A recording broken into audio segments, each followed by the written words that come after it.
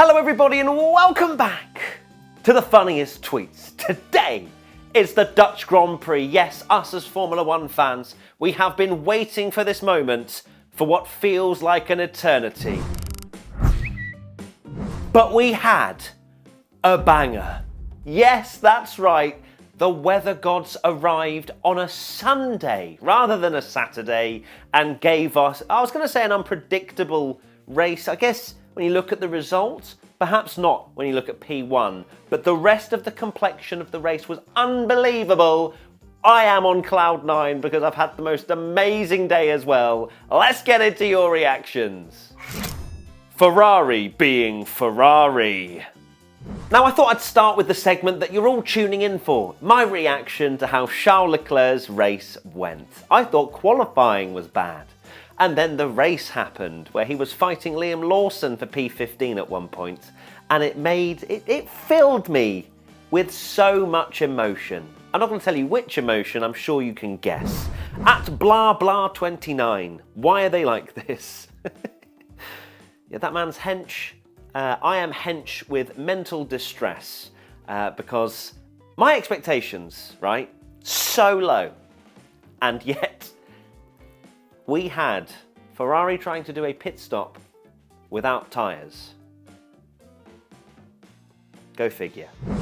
At CMCG_F1. I think I forgot something. If you got, then it wasn't important. Yeah, you're right. I just want to know the process. I want to understand when they all ran out for their pit for Charles Leclerc coming in. I know it was a late call, but a lot of other drivers and teams managed to work it out and have tyres ready. I just want to know when they were there, especially, you know, the wheel gun and the guys around ready for the tyres, what they thought they were changing. What were they doing? Taking off the tyres and then leaving him there?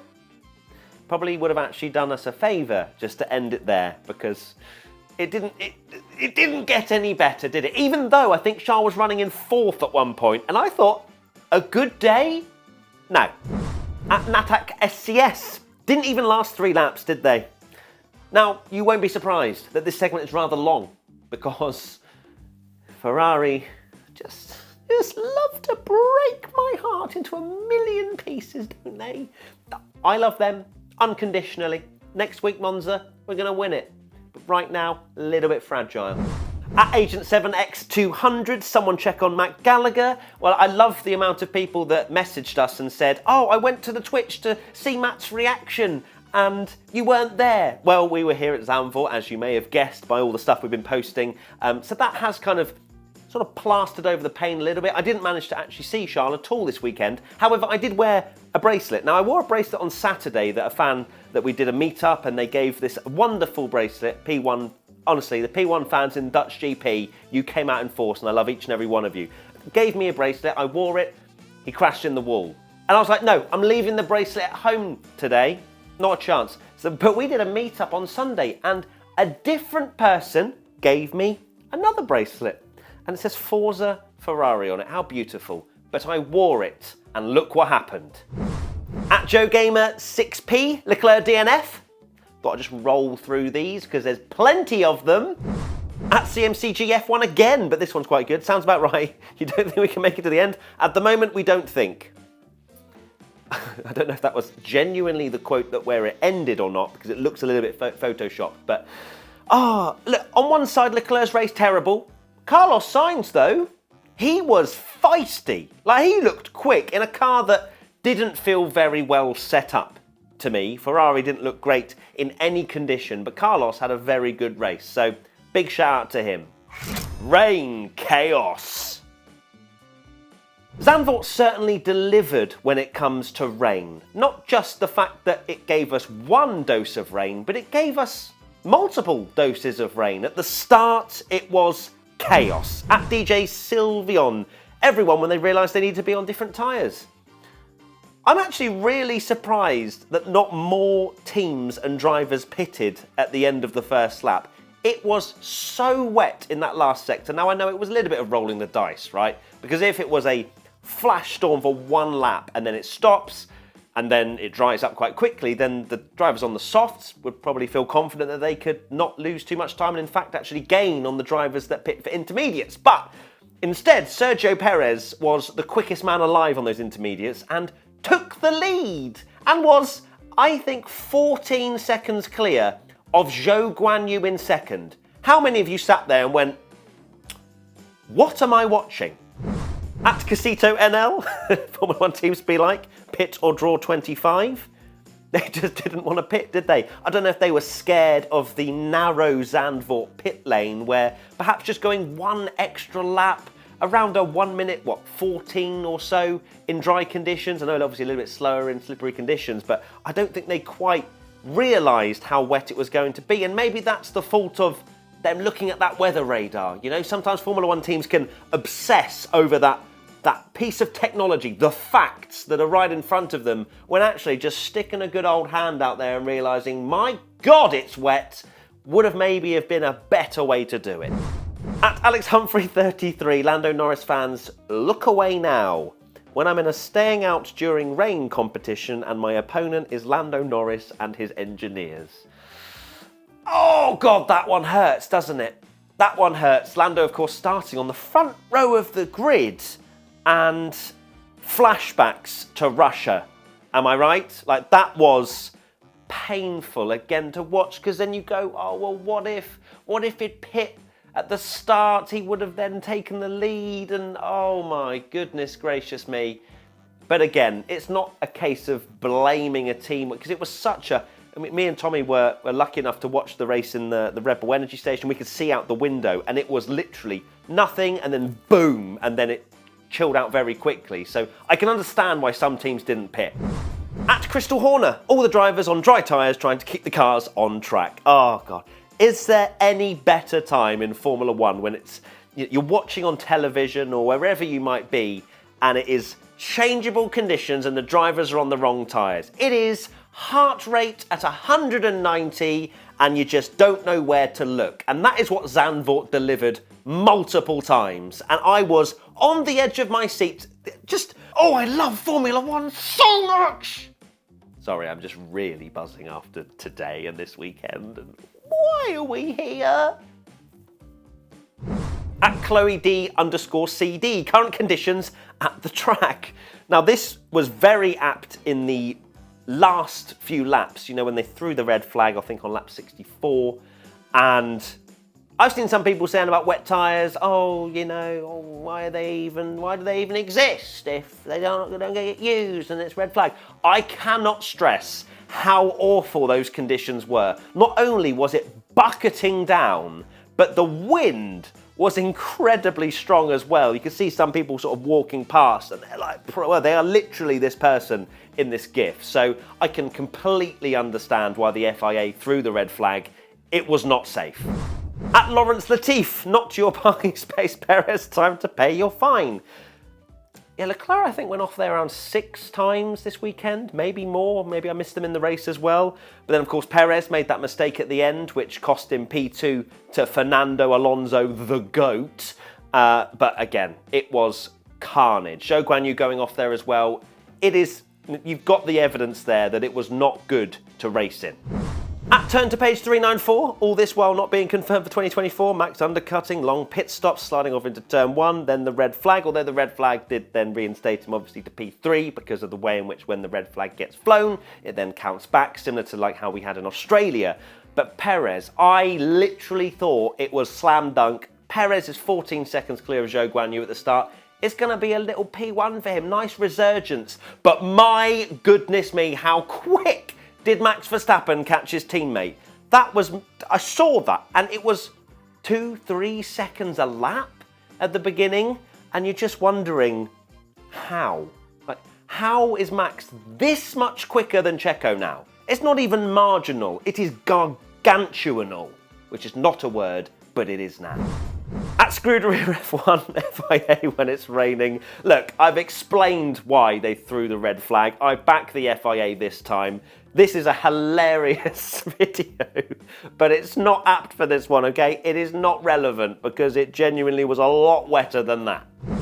At At Reversal XF1, welcome to Zandvoort, home of the Dutch Grand Prix. You had everything, didn't you? Safety cars, virtual safety cars. You had the softs, the mediums, the hards, the inters. We actually saw every tyre.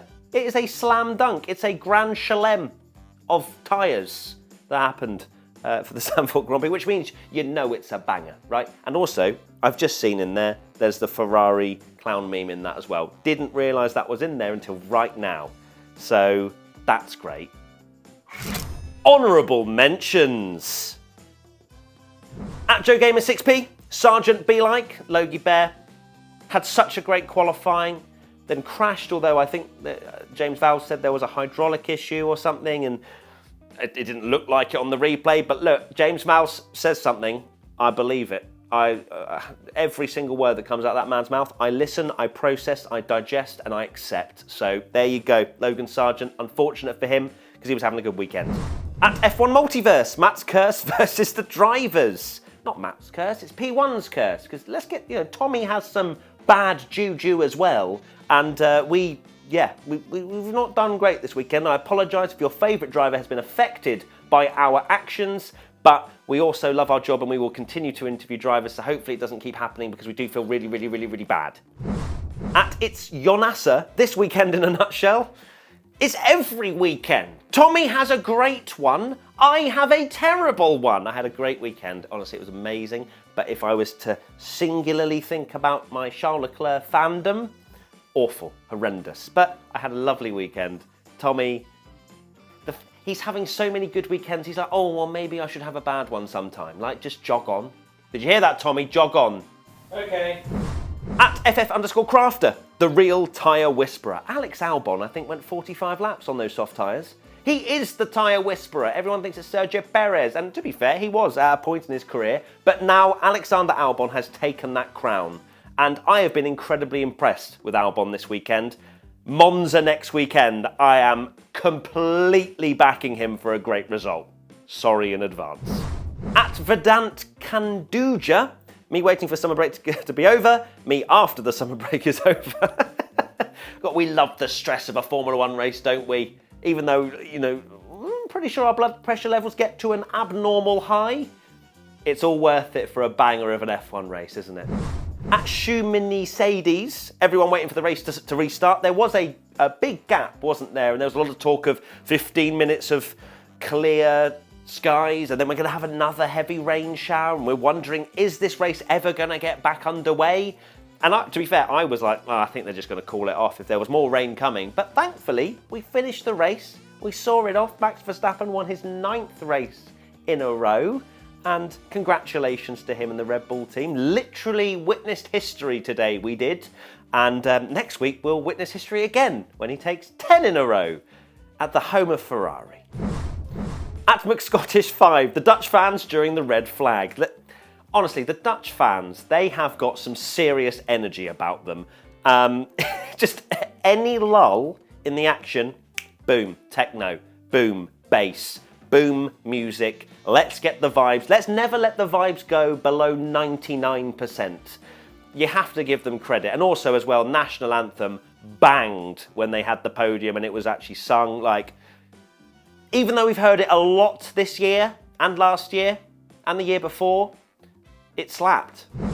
At Brawn GP F1 team, Liam Lawson, years later when he remembers his Formula One debut. I need to shout out Liam Lawson, who obviously stepped in, had one practice session, had the most chaotic race you could have written. If Drive to Survive wanted to create their own race for a debut for a rookie, I don't think they would have come up with that masterpiece. The fact that Liam kept it on the track multiple times where the tyres were not right, he beat Yuki Tsunoda somehow, which is just miraculous. Fair play, like actually fair play. He has earned the credit. Now this one isn't hashtag P1, but I have to include it because it's hilarious. Vicky 1D 2010. Max, enjoy while you can. Happiness doesn't last forever, just wait. It's all part of the strategy. Charles Leclerc, world champion, is coming. Now this is from the fact that I was lucky enough, and so was Tommy, to somehow be invited to basically be under the podium. I was stood there like, how am I here? Fernando Alonso literally sprayed champagne on me. My jumper stinks, or not champagne, whatever it is, Ferrari, Trento, sparkling wine, whatever you call it. But I was literally just there, like, everyone was taking cover and I was going, I want more, please. In a more excitable manner, of course. But oh my God, me and Tommy afterwards were chatting for ages, just going, what is life? I cannot believe that's just happened. Ah! At OJK, Matt's soul leaving his body, seeing Verstappen win while Leclerc DNFs. No, at that point, I was just admiring Formula One drivers. I was admiring Max Verstappen's equal record of the most wins in a row, and I just felt so privileged to just be able to stand there and just soak it all in, quite literally with the Fernando's sparkling wine. But just the whole thing was just unbelievable. And that's off the back of a Charles Leclerc DNF. That just shows how special that whole moment was. At 14 Elements F1, seeing Max on F1 TV, seeing Matt on F1 TV. Thank you so much, 14 Elements. I really appreciate that. Right, it is Tommy's Tasty Tweet time, live in the flesh here from Zandvoort. Tom, me, Bellingham. Who's won? A copy of F1 23. The winner is Shumi Mercedes with this brilliant tweet. Tom, whenever he's with Matt and Charles and Ferrari have a problem, and yeah, it's the Leonardo DiCaprio meme with the camera. I had the camera in your face a lot of the time this weekend because there was a lot of problems for Charles. Yeah, you saw it happen and you just slyly just started video recording and then angled it towards me. Thank you so much, Tommy. I gave the people what you wanted. Thank you. Well done, Shumi Mercedes.